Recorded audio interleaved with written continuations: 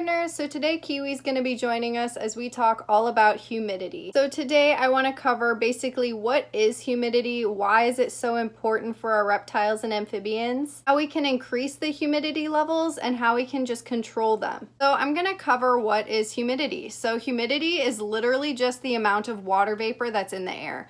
A lot of people, depending on where you live, if you live in a place like Florida, you are very used to this, and there is a very high humidity level, and it just makes the air very thick. Feels like it's kind of hard to breathe sometimes too, and it's just because it's really, really high humidity and there's a lot of water vapor in the air. So why is humidity important? As Kiwi is like literally losing your mind. Where are you going? He is like all over the place today. I may put him back because he is not cooperating. So why is humidity important? Humidity is very, very important when it comes to reptiles and amphibians because these animals come from all around the world, and around the world, obviously, there are different climates, temperatures, and humidity levels. These things are all very important components for these animals because these animals have adapted to live in those environments. So it is our job as pet owners to make sure that we can replicate their environment that they came from as much as possible in captivity. And it's very important because if you slack in this area when it comes to humidity, you can really cause a lot of issues for your animal. If you have an animal that requires a lower humidity, it's not really something that you'll have to worry about too much. You still want to make sure that you're getting the proper substrate for a low humidity enclosure and everything, because again, if you have an animal that doesn't require a high humidity level and it has too much humidity in that enclosure, they can still get respiratory infections and get really sick, and it's not good for them. So it's just very important to make sure that you know the humidity requirement for your animal. Most of the time that's not an issue if the animal requires a lower humidity level, and most of the time the issue is when your animal requires a high humidity level, because it can be kind of hard to accommodate that sometimes. So if animals that require a high humidity level aren't getting that high humidity that they require, a lot of things can happen, such as like a leopard gecko here. Leopard geckos really don't require a high humidity level. However, they can have a hard time shedding, so they do require a humid hide within their enclosure. And a humid hide is a very moist area for them to go. That way they can feel safe and secure while they're hiding, and it also can help them get their shed off. If they don't have this, they can actually lose their toes and limbs because their shed will build up over time and it can constrict the blood flow to that area and kill the tissue, and then eventually their toes will fall off. If you have a different type of an animal like a crested gecko or something that requires a high humidity level, they actually need it for hydration. So if they aren't getting the humidity that they need, not only can they get issues with their respiratory, but they can also get very dehydrated and just die. So you don't want that to happen either. So something else that I'd like to mention is it possible to have too high of a humidity level? So if you have an animal that does require a high humidity level, it's also important to make sure that you're not making the enclosure overly moist.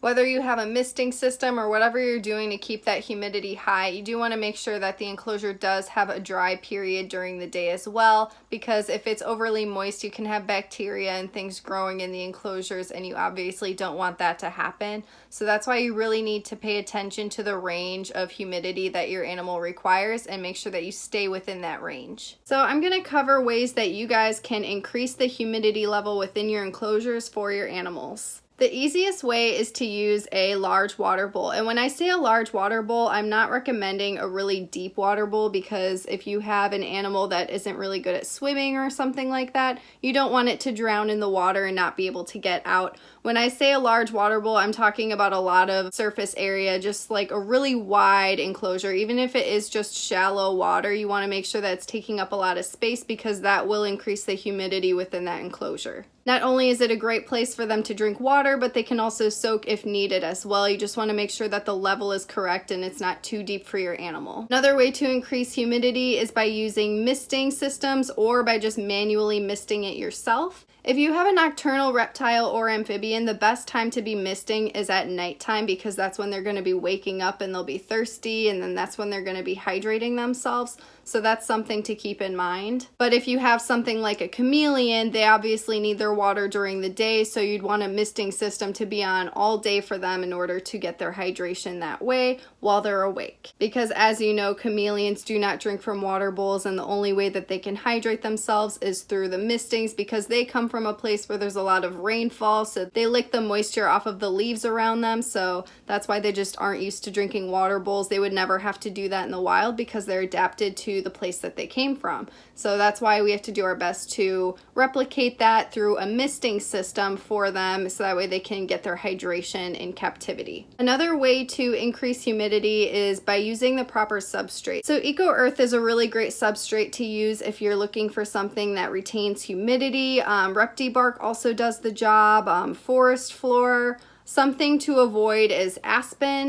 You don't want to be using something like that if it requires a high humidity, and you definitely don't want to be spraying aspen because it can end up molding and causing other bacterial things going on in your enclosure that you want to avoid. So if you have an animal that requires a high humidity level, definitely look for coconut husk type of substrate, because that will really retain the humidity that they need. Something else that I recently tried is actually forest moss. So you can also use sphagnum moss as well. It's a great way to retain the humidity as well. I just put that in my blue-tongued skink's enclosure because he's an Indonesian and he does require a high humidity level. I also put it in my pixie frog's enclosure, and I also put it in my Brazilian rainbow boa's enclosure. So it's a great way to increase that humidity level overall and just retain that humidity that these guys need. Adding live plants to the enclosure can also help increase the humidity level, or you can just put them in the reptile room in general, and it should help increase the humidity level when you're watering it and such. Humid hides, as I mentioned earlier, they're very important for leopard geckos or African fat-tailed geckos.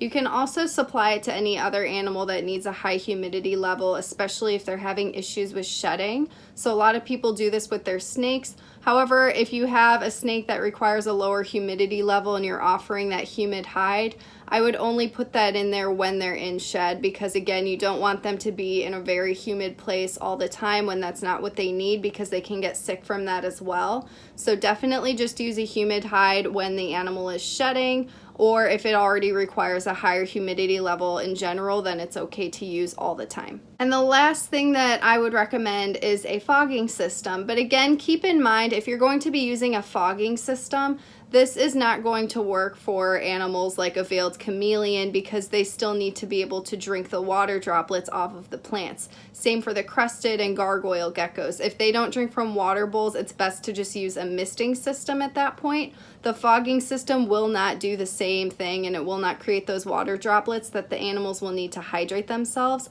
but it will increase the humidity overall. So it's also an option. You just got to be careful with how you're using it and make sure that you're still giving the animals the water that they need as well. So last, I would just like to cover how you can control your humidity level and make sure that you have it on point, because all the different reptiles and amphibians have specific ranges where their humidity should be, and you want to make sure that you're in that range so that way the animal has a healthy environment. The best way to do it is by just getting a humidity gauge. By getting a humidity gauge, you will be able to see what range your humidity is in, and then if you need to increase it or whatever, and then you can mist or do whatever you need to do to increase it. Just make sure that it always stays within that proper range.